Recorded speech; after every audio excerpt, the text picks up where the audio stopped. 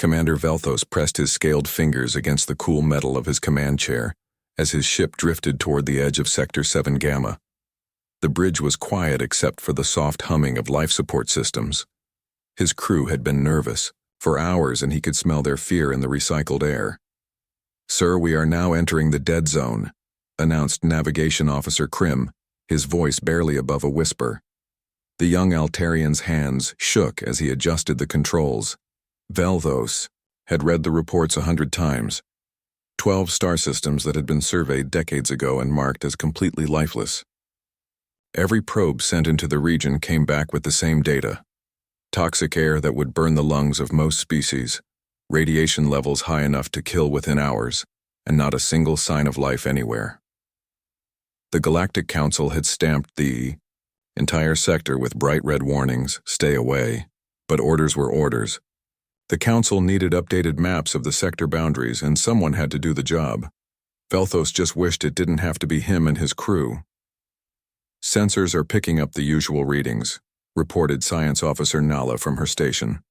"High radiation, toxic atmosphere. No signs of life on any of the planets we can scan from here."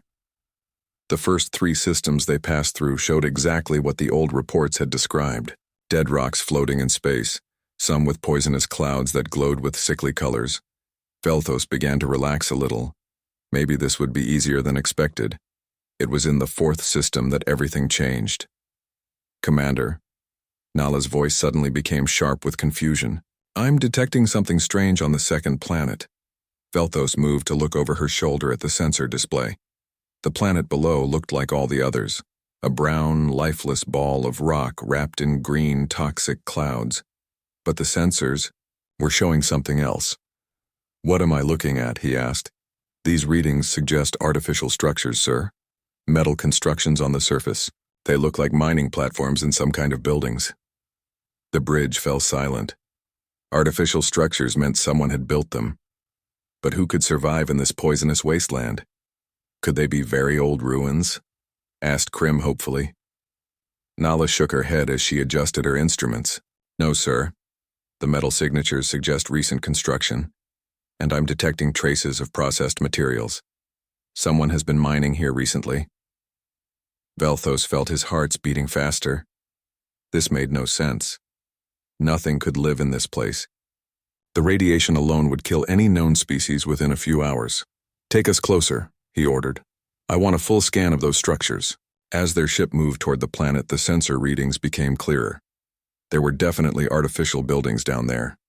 Large metal domes connected by covered walkways. Mining equipment that looked almost new. Storage facilities that still contained processed metals. "Commander," Nala said quietly, "some of these facilities show signs of use within the last few days. Heat signatures, power consumption patterns. Someone was here very recently." "That's impossible," Velthos muttered, but his voice carried no confidence.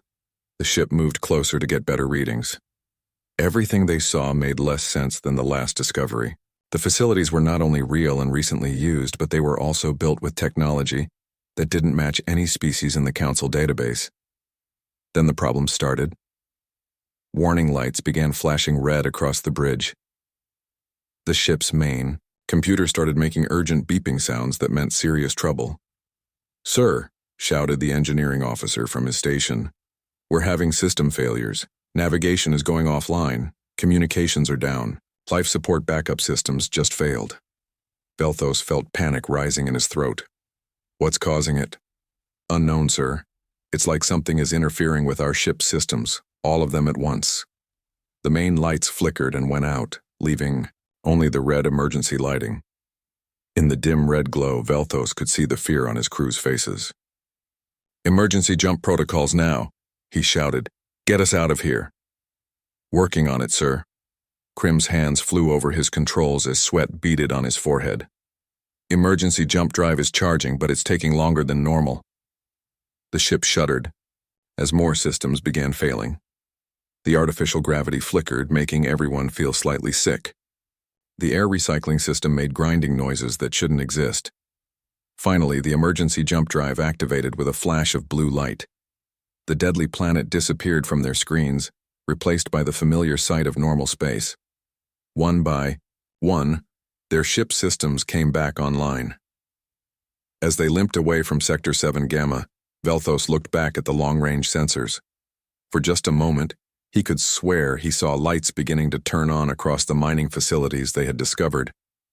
Bright white lights that suggested someone was home, but that was impossible. Nothing lived in the dead zone. The reports all said so. As his ship headed back toward Council space to make their report, Velthos wondered if those reports might be wrong. Very, very wrong. Captain Minho watched the alien ship disappear from his screens in a flash of blue light. He leaned back in his command chair, hidden deep inside what looked like an ordinary asteroid but was actually the most advanced monitoring station humanity had ever built. "Clean escape," reported Lieutenant So Young from her sensor station. Her fingers danced across the holographic controls as she tracked the fleeing Altarian vessel. "Their emergency jump signature shows complete system panic. They won't be coming back anytime soon." Minho nodded with satisfaction. 3 years of careful planning had gone into making that little show work perfectly. When alien ships got too close to their hidden colonies, the humans had learned exactly how to make them run away screaming. The asteroid base called Haven's Eye looked like nothing special from the outside, just another piece of floating rock among thousands of others. But inside, it hummed with activity.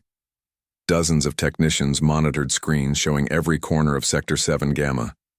They watched alien ships from light years away and prepared their tricks long before any visitors arrived. "Report from all colonies," Minho ordered. The responses came quickly through secure channels that no alien technology could detect. New Mokpo reports successful ghost protocol. Population is back on surface operations. JOJ Mining Station confirms all stealth systems worked perfectly. Olson Research Base says the electromagnetic scramblers fooled their sensors completely. Minho smiled as 17 different human settlements checked in. Each one had between 50,000 and 2 million people living normal lives. They had farms, factories, schools, and hospitals. Children played in parks while their parents worked in laboratories, developing technology that would amaze the Galactic Council. But when alien ships came near, all of that simply vanished. The moment their long-range sensors detected approaching vessels, the colonies activated what they called the Ghost Protocol. People hurried into underground shelters that were more like underground cities. Surface buildings projected false sensor readings that made them appear empty and broken. Holographic systems created the illusion of toxic clouds and deadly radiation to any alien scanner. The thriving human worlds looked like poisonous wastelands where nothing could survive. "Sir," said Intelligence Officer Hyun Woo as he approached Minho's chair with a worried expression, "we need to talk about something important." Minho gestured for him to continue. "Our listening posts have been monitoring increased Galactic Council communications about our sector. This wasn't just a routine mapping mission. Someone is getting suspicious about the dead zone." Minho studied the intelligence reports on his personal screen. For decades, humanity had been using Sector 7 Gamma as their secret stronghold. After their first contact with the galactic community had gone terribly wrong, most aliens assumed humans had either died out or scattered to the edges of known space. The truth was much more interesting. Humans had simply learned how to become invisible. "Show me the communication intercepts," Minho ordered. The data painted a concerning picture. Several council species had been discussing the old stories about Sector 7 Gamma. Some military leaders were asking questions about why such a large region of space remained completely unexplored. A few scientists had noticed that the radiation readings from the dead zone never seemed to change, which was unusual for natural phenomena. "They're starting to think," Minho said quietly. "That's not good for us." Dr. Yoon-ji, the chief scientist responsible for their invisibility technology, joined the conversation. She was a small woman with bright eyes, who had spent years perfecting the systems that kept 8 million humans hidden from the galaxy. "Our current deception methods work well against single ships with standard sensors," she explained. "But if they send a real investigation force with multiple species and advanced technology, we might have problems." Minho understood the implications. The electromagnetic scramblers that made their ships invisible worked by confusing alien sensors. The holographic projectors that made their colonies look like wasteland could fool most scanners. The false radiation readings they broadcast made aliens think the entire sector was deadly. But all of these tricks had limits. What if they bring Crystalline Empire sensor technology? Asked Hyunwoo. Their exotic matter detectors work on completely different principles. Or Void Walker stealth ships, added So Young. They might notice that our fake debris fields don't match natural space formation patterns. Minho looked at the tactical display showing all 17 human colonies scattered across the sector. New Seoul alone had 2 million people living in massive underground cities, connected by tunnels that stretched for hundreds of kilometers. Busan Station processed metals from asteroid mining operations that fed the entire human fleet. Jeju Base conducted research into technologies that the Galactic Council didn't even know were possible.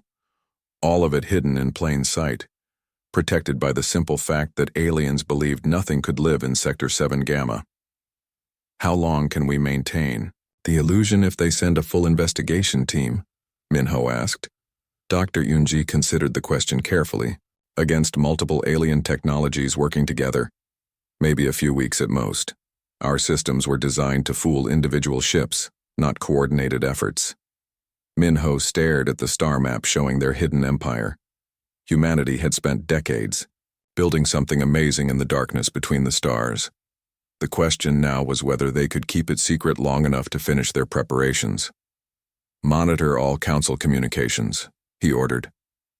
I want to know about any investigation, force before they even finish planning it. The galaxy thought humans were gone. Minho intended to keep it that way for as long as possible. Admiral Kethvara of the Hegemony stared at Commander Velthos across the council chamber table. Most of the other species representatives were already dismissing his report about artificial structures in the dead zone, but something about the Altarians' fear seemed genuine. You're telling us you found recently used mining equipment in a sector that kills everything within hours? Asked Counselor Zimtak with obvious doubt in his voice. Velthos nodded firmly. The heat signatures were fresh. Someone had been using those facilities within days of our arrival. And when we got close, our entire ship started failing. System malfunctions happen, dismissed another counselor, especially near high radiation areas. But Kethvara remembered something the others had forgotten. Decades ago, there had been a species called humans who had made contact with the galaxy. Their first meeting with the council had been a disaster. They seemed primitive, confused, and completely unprepared for galactic civilization. Most assumed they had died out, or scattered to forgotten corners of space. What if they had been wrong? I want to organize a proper investigation, Kethvara announced. The chamber fell quiet. A joint task force with representatives from multiple species. If something is hiding in Sector 7 Gamma, we need to know what it is. 3 weeks later, the largest exploration fleet in recent council history approached the edge of the dead zone. Kethvara had assembled ships from 5 different species, each bringing their own advanced technology. Altarian scouts for speed and maneuverability. Crystalline Empire vessels with exotic matter detectors that could see through most forms of deception. Void Walker stealth ships that could detect patterns in space debris and energy signatures. Her own hegemony battle cruisers provided firepower and coordination. Deep within Asteroid Haven's eye, Captain Minho watched the approaching fleet through their hidden sensor network. This was not a simple exploration mission. This was a full investigation with the combined technology of half the galaxy. 17 ships, reported Lieutenant So Young, her voice tense. 5 different species, each with sensor technology we've never had to fool before. Dr. Yoonji stood beside Minho's command chair, studying the readings. Our electromagnetic scramblers work well against standard sensors, but Crystalline Empire detectors operate on exotic matter principles. They might see through our holographic projections. And the Void Walkers? Asked Minho. Their ships are designed to notice things that don't belong. They track energy patterns, debris fields, anything that seems artificial. Our fake radiation sources might not fool them. Minho felt a cold weight in his stomach. For 3 years, they had successfully fooled individual ships and small exploration teams. But this investigation force represented the combined scientific Knowledge of the galaxy's most advanced civilizations. Status report from all colonies, he ordered. The responses came from across the sector.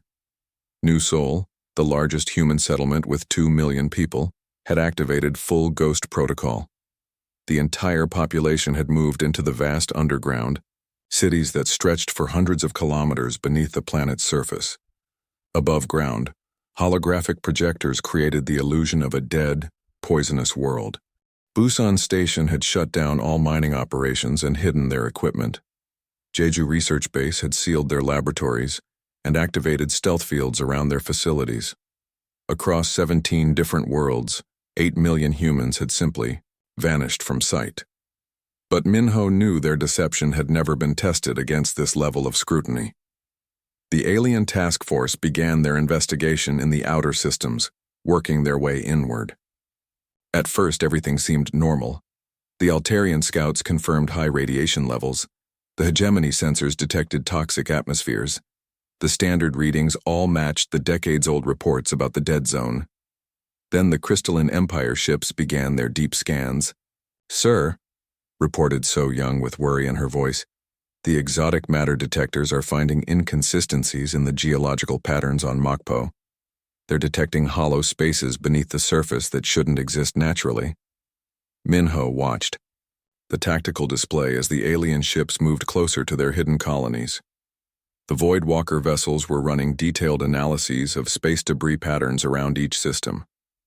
Their computers were designed to notice anything artificial, anything that suggested intelligent design. "They're not buying our fake debris fields," warned Dr. Yunji. "The Void Walkers are detecting that our asteroid distributions are too organized, too perfect. Natural space debris doesn't form neat patterns." As the investigation continued, more problems emerged. The Crystalline Empire detectors noticed that the radiation readings from several worlds remained exactly the same over time, which was impossible for natural radiation sources. The hegemony ships detected trace elements in the planetary atmospheres that suggested industrial activity. Most concerning of all, the alien fleet was now requesting permission to land survey teams on New Sol. "They want to put boots on the ground," Minho said quietly. "Our holographic projections can fool sensors from space, but they won't fool people walking around on the surface." The investigation team was getting closer to the truth with each passing hour. Their combined technologies were slowly picking apart the deception that had hidden humanity for decades. "Options?" Minho asked his senior staff. "We could try to create system failures in their ships like we did with the Altarian," suggested Hyunwoo. "Make them retreat." "Not against 17 ships from 5 different species," Dr. Yunji replied. "They'd know something was causing the failures on purpose." Minho stared at the display showing the alien fleet closing in on their largest colony. 8 million people living their lives in secret, protected only by illusions and lies. The investigation was about to succeed. Admiral Kathvara stood on the bridge of her flagship as it descended through what her sensors showed as a thick, poisonous atmosphere. The planet below appeared to be nothing but dead rock, covered in toxic green clouds that would kill most species within minutes of exposure. But her Crystalline Empire allies had detected something impossible beneath the surface. "Admiral," reported the exotic matter specialist, his crystalline body glowing with excitement, "our deep scanners are showing massive hollow structures under the planet's crust, geometric patterns that could only be artificial." Kathvara studied the readings on her command screen. The structures were enormous, underground spaces that could house millions of people. But that made no sense. Nothing could survive on this poisonous world. "Landing team, prepare for surface deployment," she ordered. "Full environmental suits, maximum protection." As the shuttle touched down on what appeared to be bare, lifeless rock, Kathvara watched her instruments carefully. The radiation readings were exactly as expected, deadly levels that would cook any living thing. The atmospheric composition showed chemicals that would burn through most breathing apparatus, but her exotic matter detectors were telling a completely different story. "Admiral," her science officer whispered, "the readings are wrong. The radiation signature is too perfect, too consistent, and I'm detecting massive power sources directly beneath us." Before Kethavara could respond, the world around them began to change. The poisonous green clouds started to flicker like a broken hologram. The dead rocky surface began to shimmer and fade. And slowly, impossibly, the truth began to reveal itself. Where, moments before, there had been nothing but wasteland, a massive city stretched as far as Kethavara could see. Gleaming metal towers reached toward the sky. Parks filled with green plants and flowing water appeared between the buildings. Transportation systems hummed with activity as vehicles moved between the structures. "By the void," whispered her aide as the holographic projections completely failed. "There are people down there." Kethavara watched in stunned amazement as the sensors revealed the full scope of what had been hidden. 2 million humans living in a thriving metropolis that had been completely invisible just moments before. Agricultural domes that could feed the entire population. Industrial complexes that produced technology she didn't recognize. But the humans weren't running in panic. They weren't trying to hide anymore. Instead, warning signals began flashing across every screen on the bridge. Defensive satellites that hadn't existed seconds before now surrounded the entire alien fleet. Energy signatures that registered as weapon systems were powering up across the planet's surface. "Admiral," her tactical officer reported in a shaking voice, "we're completely surrounded. I'm counting 43 separate weapon installations that just appeared on our sensors." More ships began decloaking around the fleet, sleek human vessels, with design principles that didn't match anything in the Council's database. They moved with precision and coordination that spoke of years of training and preparation. A transmission crackled across all frequencies. The voice was calm, confident, and speaking perfect galactic standard. "Welcome to human space, Admiral Kethavara. My name is Captain Minho of the Human Colonial Defense Force. You are currently surrounded by 17 colonies, 43 military installations, and approximately 8 million people that your council believed were extinct." Kethavara felt. Her heart stopped beating for a moment. 8 million people, 17 colonies, all hidden in a sector that the galaxy had written off as completely dead. "This is impossible," she broadcast back. "Our records show this entire sector is uninhabitable. Nothing can survive here." "Your records show exactly what we wanted them to show," Minho replied. "While your council assumed we retreated in defeat after our failed first contact decades ago, humans were actually doing what we do best, adapting and surviving." The tactical display showed the true scope of human presence in the sector. Mining operations on asteroid belts that had appeared empty. Research stations hidden inside what looked like natural formations. Entire worlds that had been disguised as poisonous wastelands while millions of people lived normal lives beneath the surface.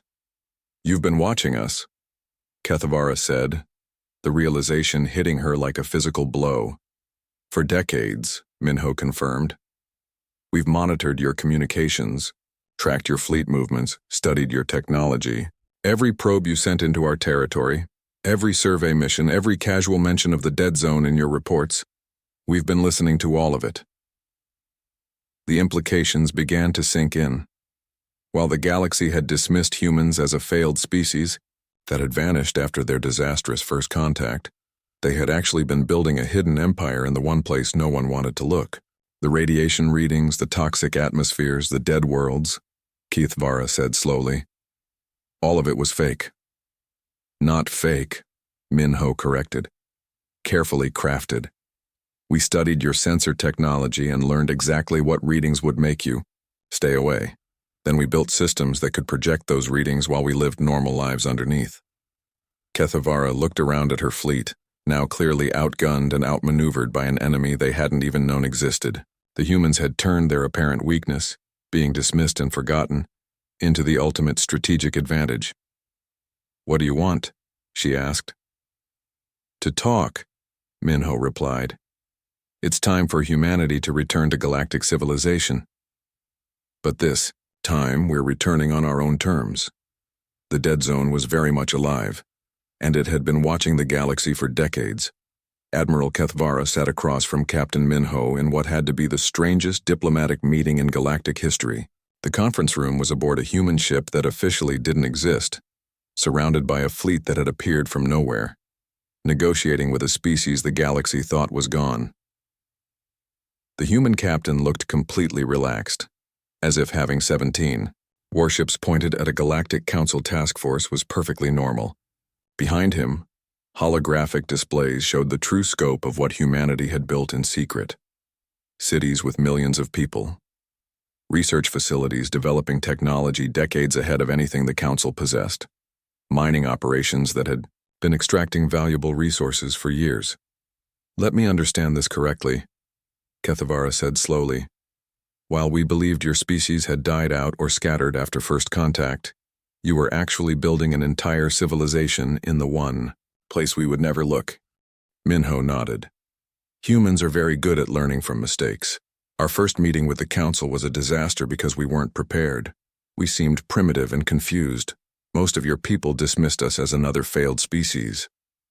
So you let us think you were gone. We encouraged it," Minho admitted with a slight smile.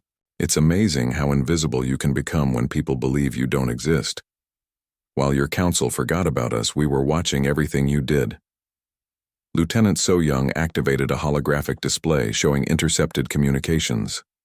Years of Council meetings, military planning sessions, diplomatic negotiations, and trade discussions scrolled past. All of it had been monitored and recorded by human intelligence networks. "Your defense strategies, your economic policies, your technological developments," So Young explained. "We've been studying galactic civilization for decades, learning your strengths and weaknesses." Kethavara felt a chill run through her body. "You've been spying on the entire Council." "We've been surviving," Minho corrected. "When you're outnumbered 8 billion to 1, information becomes your most valuable weapon." Dr. Yunji joined the conversation, explaining how humanity had developed their invisibility technology. "We studied your sensor systems and learned exactly what readings would make you avoid an area. Then we built technology that could project those false readings while we lived normal lives underneath."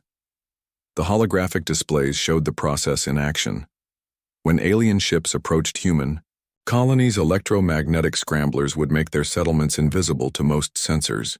Holographic projectors would create the illusion of poisonous atmospheres and deadly radiation. Automated systems would broadcast false readings that matched the profile of worlds no one would want to visit. "But your technology goes beyond simple deception," Kethavara observed, studying the human ship specifications. "These weapons systems, these stealth capabilities, this level of coordination, you've advanced far beyond what we saw during first contact." Minho's expression became more serious. "We had excellent teachers. Every piece of technology the Council developed, every scientific breakthrough, every military advancement, we were watching and learning. Then we took that knowledge and improved on it." The negotiations continued for hours. The humans presented their terms with the calm confidence of people who held all the advantages. They wanted formal recognition of Sector 7 Gamma as sovereign human territory. They wanted trade agreements that would benefit both sides. They wanted diplomatic relations that acknowledged humanity as an equal partner, rather than a primitive newcomer. In exchange, they offered selective technology sharing and a promise to use their intelligence networks to help maintain galactic peace rather than threaten it.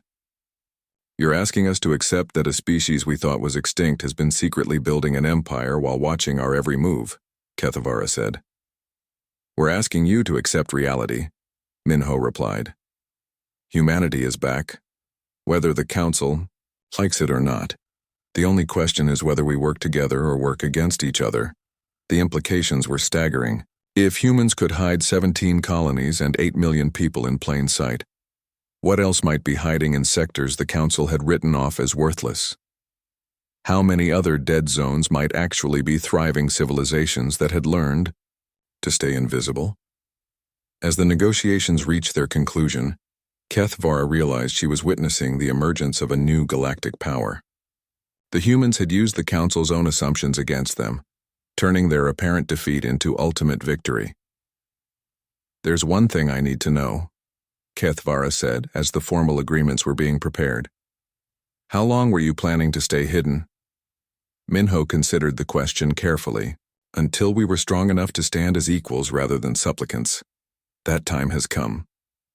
The signed agreements changed everything. The dead zone became officially recognized human territory, but now everyone knew it was very much alive. Trade.